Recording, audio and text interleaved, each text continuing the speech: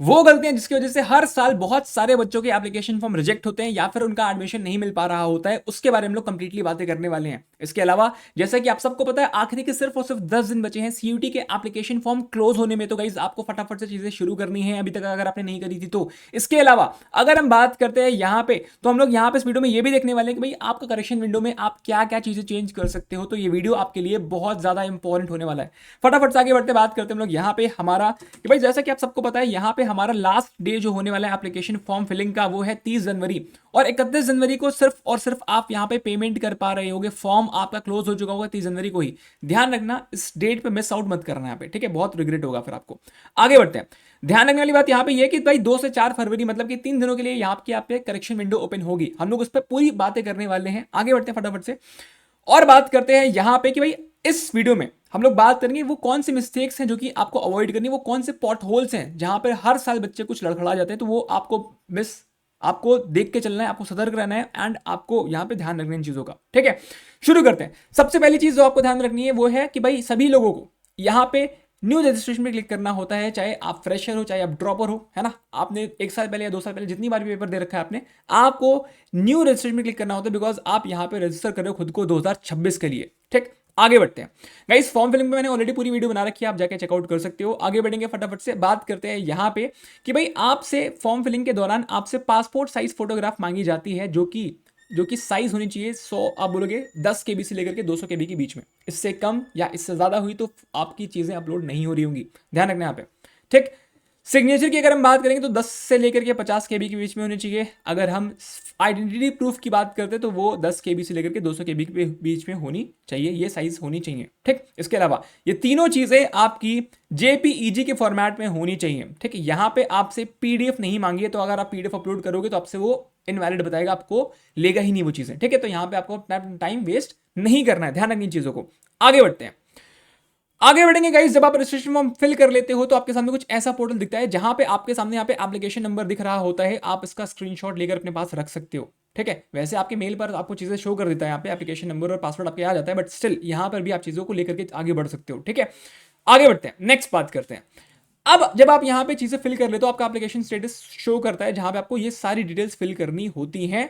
ठीक, आगे बढ़ेंगे फटाफट से, बात करते हैं यहाँ पे एक बहुत ही ज्यादा क्रिटिकल पॉइंट जो बच्चों में बहुत ज्यादा कंफ्यूजन फैलाता है, वो ये है कि सर हमको यहाँ पे आईडी जब चूज करनी होती है तो क्या हम सिर्फ आधार कार्ड ही चूज करें। तो भाई आप आधार कार्ड के अलावा बाकी आईडी, जैसे आपका वोटर आईडी हो गया, पैन कार्ड हो गया, आपका आपका पासपोर्ट हो गया, कुछ भी आप यहाँ पे आईडी चूज कर सकते हो। ठीक है, अच्छा आगे बढ़ते हैं फटाफट से। ठीक, आप देख सकते हैं यहाँ पे बहुत सारी आईडीज हैं, आप कुछ भी यहाँ पे चूज कर सकते हो। डन है, आगे बढ़ते हैं। अब आर आईडी की जब हम बात करते हैं, बहुत सारे बच्चे कंफ्यूज है, सर मेरे पास तो आर आईडी है ही नहीं, है ना। तो आप नहीं है तो नो करके प्रोसीड कर दो, कोई जरूरी थोड़ी आर आईडी आपके पास में हो। ठीक है, अब आर आईडी के बहुत जरूरी नहीं है यहाँ पे। ठीक है, अगर है तो यस करो, नहीं है तो नो करो, आगे बढ़ेगा, कोई दिक्कत नहीं है। ठीक, नेक्स्ट। अब यहां पर जब आपका सब्जेक्ट सिलेक्शन की बात आती है, जब आपके 6 नंबर वाला ओपन होता है section, apply for exam and select test paper.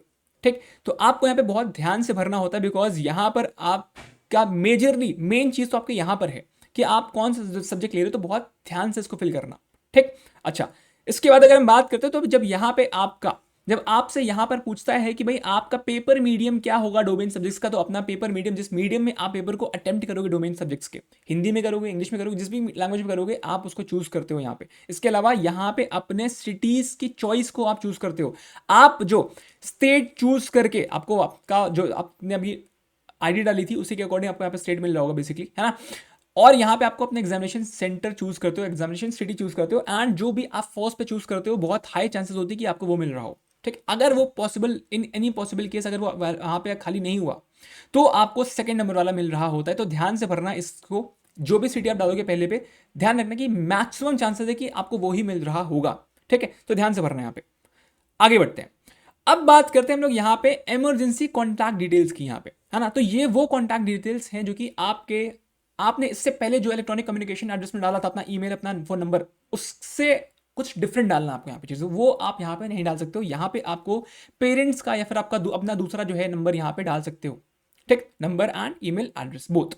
Done है, आगे बढ़ते हैं। इसके अलावा बहुत सारे बच्चों को यहाँ पे कैप्चर फोटोग्राफ वाले ऑप्शन में दिक्कत आ रही थी, तो यहाँ पे क्या आप क्या कर सकते हो भाई, अगर आपका जो है बार बार फोटो इनवैलिड बता रहा है ना, फोटो नहीं ले रहा है, तो आप इस क्यूआर कोड को स्कैन करके अपने फोन से भी फोटो ले सकते हो। देखना कि भाई पीछे जो है वाइट बैकग्राउंड हो, अच्छा है ना, वाइट बैकग्राउंड हो, अच्छे से फेस पे लाइट आ रही हो, एंड आप उसको कैप्चर करोगे एंड यहाँ पर आपका ये ले रहा होगा। ठीक, नेक्स्ट बात करते हैं। ठीक, ले लेगा, फिर आपको सेव एंड नेक्स्ट पे क्लिक करना होता है। अच्छा, जब हम डॉक्यूमेंट्स अपलोड वाले ऑप्शन पे आते हैं तो यहाँ पर हमसे मांगता है कि भाई पासपोर्ट साइज फोटोग्राफ अपलोड करो। यहाँ पे हमको साइज वगैरह दे रखा है, जैसा मैंने आपसे डिस्कस करा था, सिग्नेचर और आइडेंटिटी प्रूफ। ठीक, तो पासपोर्ट साइज फोटोग्राफ में आपको इसी जगह पे फोटोग्राफ अपलोड करनी है। यहाँ पे गलती ये मत करना कि सिग्नेचर या फिर आपने यहाँ पे आईडी डाल दिया जल्दी जल्दी में। ठीक, यहाँ पे सिग्नेचर एंड यहाँ पे आईडी प्रूफ। ध्यान रखने वाली बात यहाँ पे ये कि जब आप इसको अपलोड करोगे तो यहाँ पर ऑप्शन शो करेगा आपको अपलोड का। ठीक, आप डाल करके फिर अपलोड पे क्लिक करोगे, तब वन बाय वन, पहले ये फिर ये वन बाय वन आप यहाँ पे चीजें अपलोड कर रहे होगे। कुछ इस तरीके से बाद में आपको शो करेगा जब ये तीनों अपलोड हो जाएंगी चीजें। डन बात है यहाँ पे, छोटे छोटे पॉइंट्स है बट हाँ ध्यान रखने वाले पॉइंट्स हैं जो कि आपको मिस्टेक नहीं करना है, आपका टाइम भी सेव करेंगे एंड आपका पीस ऑफ माइंड बचा के रखेंगे। ठीक, आगे बढ़ते हैं। ठीक, फाइनल सबमिशन के पहले आपसे यहाँ पे बोलेगा please review the following information before final submit. की भाई पहले एक बार प्लीज देख लीजिए फॉर्म फिलअप के फाइनल सबमिशन के पहले एक बार आप प्लीज देख लीजिए इसको। ठीक है, तो आपको यहाँ पे इसको क्लोज करके क्या करना है भाई, ये आपको फॉर्म शो करेगा, उसमें आपको जो है यहाँ पे इन पे टिक करके मेरा नाम है ना, कैटेगरी डॉक्यूमेंट, फादर्स नेम है ना, mother's name, date of birth, gender, question paper medium जो आपने सेलेक्ट करा डोमेन सब्जेक्ट्स के लिए, एग्जामिनेशन सेंटीज जो आपने है ना, ये सब आपने वेरीफाई कर ली हैं, ये सब आपने खुद से भरी हैं। ठीक, आप इन सब से जो है एकदम सेटिस्फाइड हो, फिर आपको आई एग्री पे टिक करके यहाँ पे फाइनल सबमिशन ऑफ एप्लीकेशन पे क्लिक कर देना होता है और आपका एप्लीकेशन फॉर्म कंप्लीट हो रहा होता है।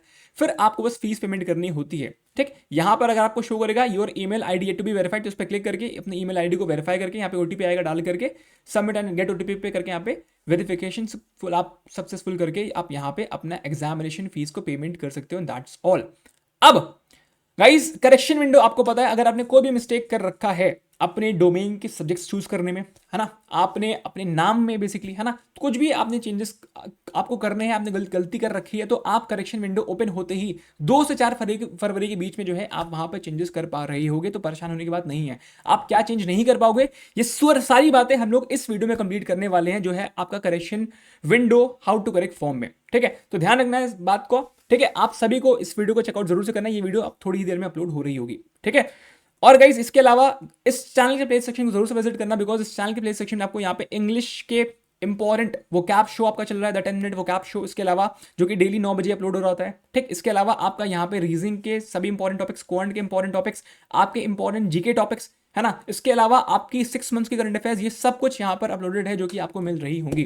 तो इस चैनल को अभी के अभी सब्सक्राइब कर लेना। एंड गाइस इस टेलीग्राम को ज्वाइन करने के लिए आपको डिस्क्रिप्शन में लिंक होगा जहां से आप ज्वाइन कर सकते हो इसको। यहां पर आपको क्लासेस की पीडीएफ मिल रही होती है, साथ में आप बोलोगे यहाँ पे इस व्हाट्सएप चैनल पे जो है आपको यहाँ पर एमसीक्यूज प्रैक्टिस करने को मिल रहे होते हैं। And I wish you all the very best. आपकी जो करेक्शन फॉर्म वाली विंडो है, वो आपकी जो करेक्शन फॉर्म वाली जो वीडियो है बेसिकली है ना, जो करेक्शन विंडो पे बेस्ड है, वो बहुत जल्दी अपलोड हो रही होगी, तो make sure to check out that, because that is very important. आपको टाइम के पहले चीजें हैं आपको करनी होती, समझनी होती, ताकि आप टाइम पे सही चीजें कर पा रहे हो। ठीक है, तो गाइज मिलते हैं हम लोग अगले वीडियो में। Bye bye, take care, love you all.